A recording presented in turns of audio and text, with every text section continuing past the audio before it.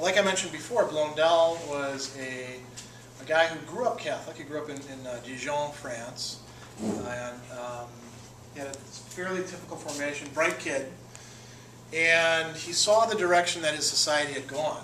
It had become very, very secular, very, very deliberately anti-Catholic. Catholics were being excluded from politics, from intellectual life, and he thought that part of his calling, his vocation, he actually writes about this way, was to work within philosophy to show that philosophy cannot truly be itself, cannot truly be philosophical to the extent that it has to be, cannot realize what it's made to be without engaging theology and without engaging Christianity. So a lot of people wrote his works off as what we call apologetics, which is sort of a reasoned defense of the faith. The idea is you begin from a starting point of belief, and then you never really, question that belief. You just sort of try to provide a bunch of reasons for it. Blondell wasn't actually doing that. And he is, I would say, he is one of the great philosophers of the 20th century. He's very underrated. He was at least as profound as Heidegger, and within theological circles, not so much in Protestant circles, but in Catholic circles, he is as important as any other philosopher in the 20th century. His thought actually led to Vatican II through two different currents. He influenced what are called the Transcendental Thomists, so Joseph Marechal first, who influences Karl Rahner, one of the great 20th century theologians. And Rahner is Rahner and the Rahnerians are one of the main groups at Vatican II. He also influences all the people that are known as Ressourcement or Nouvelle Theologie people. So Henri de Lubac, Yves Simon, a whole bunch of different people are influenced by him. And so he's well worth studying. Blondell probably, you could say, pulled off what it was that he thought Christian philosophy was supposed to do. So I'm going to give you just a few traits. The materials that I sent to Dr. English to send out to you are mostly excerpts from Blondell. And they talk about a lot of interesting ideas. I'm just going to hit on a few of them. And I'm going to start out with his critical side. Blondell says that there's two errors that would block the way to truly Christian philosophy. In part because they would make philosophy no longer what it ought to be. They would debase it. See, philosophy, like any other discipline, has its own set of norms, its own goals. And one of the goals that has always motivated philosophers is to think things out to the very basis. Not to remain content with unquestioned assumptions. To actually, if there's a reality out there, you want to know it. That's what makes somebody a philosopher. Not the fact that they have a PhD in philosophy or, call themselves a philosopher or anything like that. What really makes somebody a philosopher, according to somebody like Blondell, is this desire to know. And there he's saying the same things that other people like Aristotle and Hegel have said in their time. Aristotle says all men by nature desire to know. The philosopher just ends up doing it more coherently. So philosophy is also going to develop over time too, then. Because if you really, really do desire to know, if you really want to understand things, you're going to engage with what's out there. So, let's think back a little bit to, say, Thomas Aquinas. I assume you guys are all familiar with him. How do we usually characterize him? He was this great medieval thinker. What made him great? Other than the fact that he's in our history books and people talk about him. Why was he great?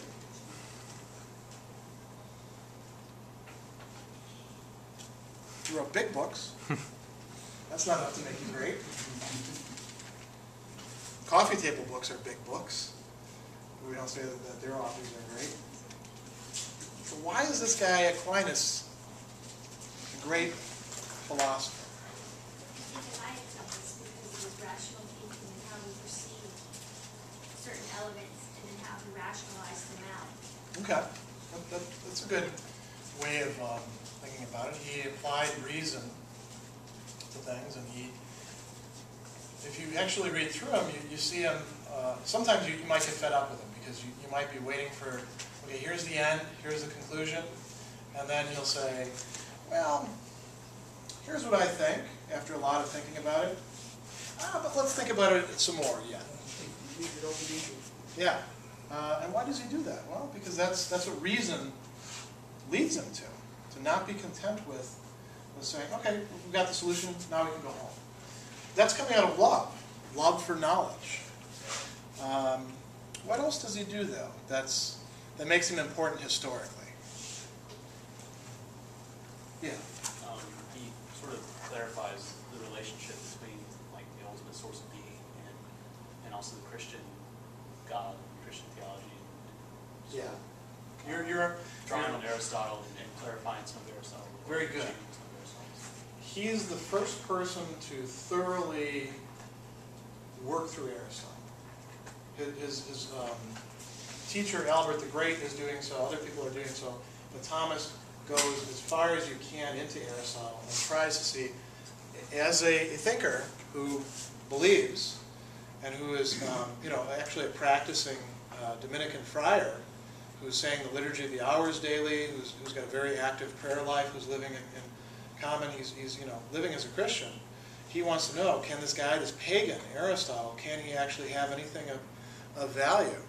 And in order to know whether he has anything of value, you've got to actually go to the ground. You can't just say, I'm going to read a few books. He wants to read everything of Aristotle. He not only reads Aristotle, he writes commentaries on Aristotle. And he distinguishes where he says, well, Aristotle's right about this, wrong about this. And he often uses Aristotle against Aristotle to do so. That's part of what makes him great. And what is he doing there?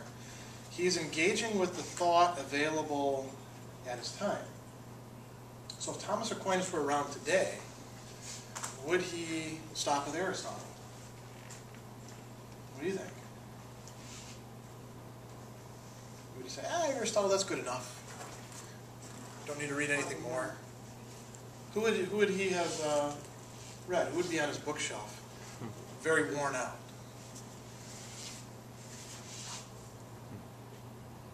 Maybe Immanuel Kant, maybe. Yeah. And actually, the really fertile Thomists were doing just this. They would bring Thomas's thought in dialogue with Kant, with Hegel, with the philosophers of today. Somebody who's a good example of that is Alistair MacIntyre, now in Notre Dame, still plugging away after 80 years. He's still pushing hard as a Thomist, engaging modern thought. So Blondell wanted to do something similar. He thought that philosophy, it couldn't stop with Thomas. Gilson and Maritain were stopping with Thomas. In a way, stopping with Aristotle. They said, yeah, there's Christian philosophy, it happened in the Middle Ages, we should mainly do that sort of thing now.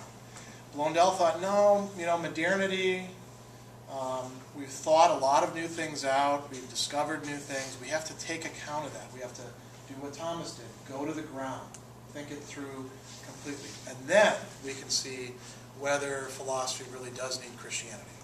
We can see whether human intellectual life needs Christianity. Because maybe it doesn't.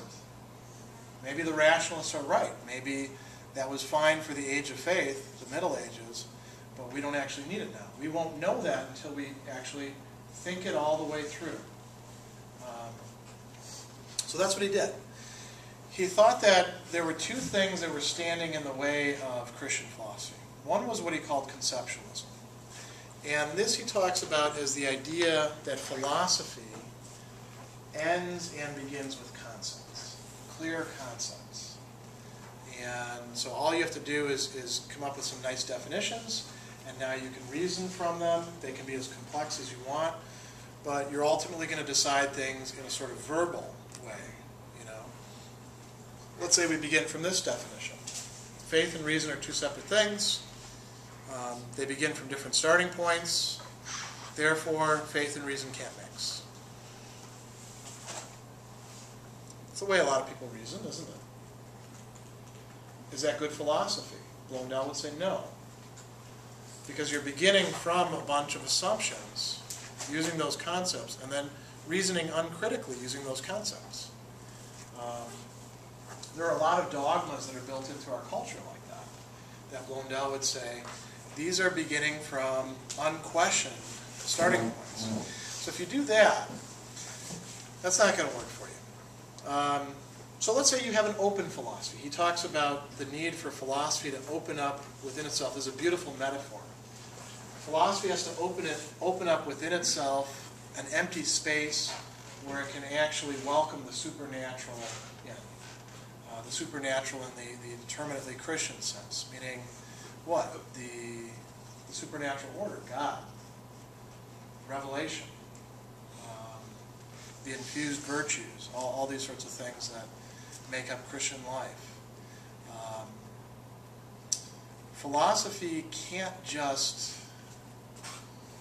accept that stuff from Christianity by itself. Philosophy has to actually open up within itself a space for that. See, if the revelation or doctrine or ideas are just coming down from on high from Christianity, and then the philosopher is just supposed to take account of them, that means that philosophy becomes no longer autonomous, which means that it's no longer really philosophical, because now it's sort of unquestioningly accepting things. And that's not good philosophy. So could philosophy, could it do this? What's that? Oh.